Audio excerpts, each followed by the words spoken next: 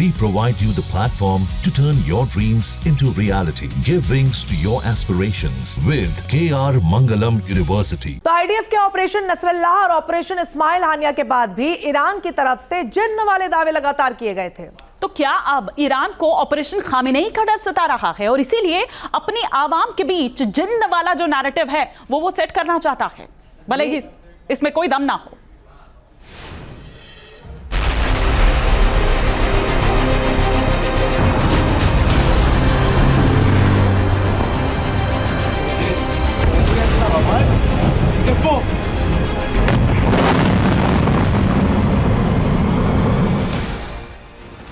बारह दिन के युद्ध में इजराइल ने ईरान को घुटनों पर ला दिया।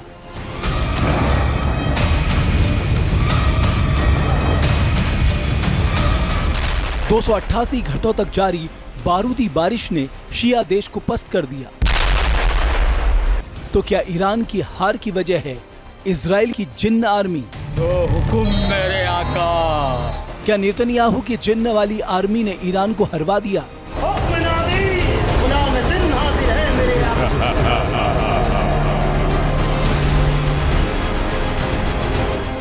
क्या मोसाद की जिन्नातों वाली फौज से डर गया ईरान? तो हुकुम मेरे आका।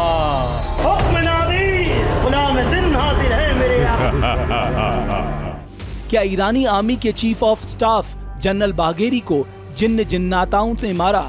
क्या आईआरजीसी चीफ और परमाणु वैज्ञानिकों की मौत के पीछे है इजराइल के जिन्न जिन्नाताओं की फौज?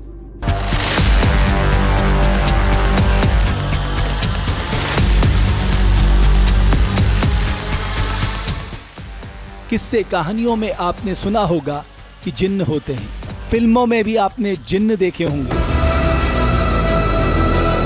किताबें भी जिन्न के किस्से कहानियों से भरी पड़ी हैं। लेकिन क्या कभी किसी ने जिन्नों को अपने आंखों से देखा है? क्या जिन्न और जिन्नात ने किसी की मनोकामना पूरी की है? क्या वाकई में जादुई चिराग घिसने के बाद जिन्न प्रकट हो जाते हैं? ईरान इजराइल के बीच जारी तनाव में अचानक जिन्नों की एंट्री होने से हड़कंप मच गया है। जो लोग अब तक इजरायली डिफेंस फोर्स और इजरायली खुफिया एजेंसी मोसाद को यहूदी देश की सबसे बड़ी ताकत मानते रहे हैं, उन्हें जिन्न जिन्नाताओं वाले इस दावे को गौर से देखना चाहिए। यह है ईरानी मिलिशिया आईआरजीसी के मुखपत्र जवान के पूर्व संपादक अब्दुल्ला गंजी। इनका दावा है कि इजराइल ईरान के खिलाफ जिन्न जिन्नाताओं से मदद ले रहा है। अब्दुल्ला ने सोशल मीडिया प्लेटफॉर्म एक्स पर पोस्ट कर यह दावा किया है कि अपनी पोस्ट में उन्होंने गाजा वॉर से लेकर 12 दिन के युद्ध का जिक्र किया है और तांत्रिकों से नेतन्याहू की मुलाकात का भी खुलासा किया है। तो क्या मोसाद के पास जिन्न आर्मी मौजूद है?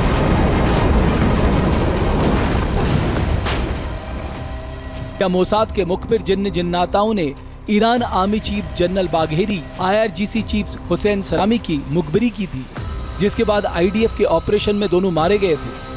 इससे पहले 2024 में हमास चीफ इस्माइल हानिया और हिजबुल्लाह चीफ हसन नसरल्लाह की मौत के बाद ईरानी मौलवियों ने इस तरह का दावा किया था।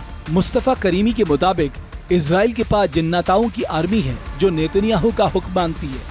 अब्राहमिक धर्म जिनमें यहूदी, ईसाई और इस्लाम शामिल हैं, इनकी किताबों में जिन्न और जिन्नाताओं का जिक्र है। लेकिन युद्ध के मैदान में मुखबिरी के लिए दुश्मन की जान लेने में जिन्नाताओं का इस्तेमाल का दावा कई बार ईरान की तरफ से आ चुका है। खुद ईरान के supreme leader Ayatollah Ali Khamenei Iran के दुश्मनों पर जिन्नाताओं के इस्तेमाल का आरोप लगा चुके हैं। तो क्या इजराइल जिन्न वाली शैतानी ताकत का इस्तेमाल ईरान के खिलाफ कर रहा है? ईरानी मौलवी मुस्तफा करीमी ने हिजबुल्लाह चीफ हसन नसरल्लाह के मारे जाने के बाद जिन्न वाली थ्योरी का जिक्र किया था और अब करीब साल भर बाद इजराइल के हाथों ईरान के पिटने के बाद ईरान में जिन्न वाला नैरेटिव सेट करने की कोशिश हो रही है। क्या है इजराइल की जिन्न वाली आर्मी का सच?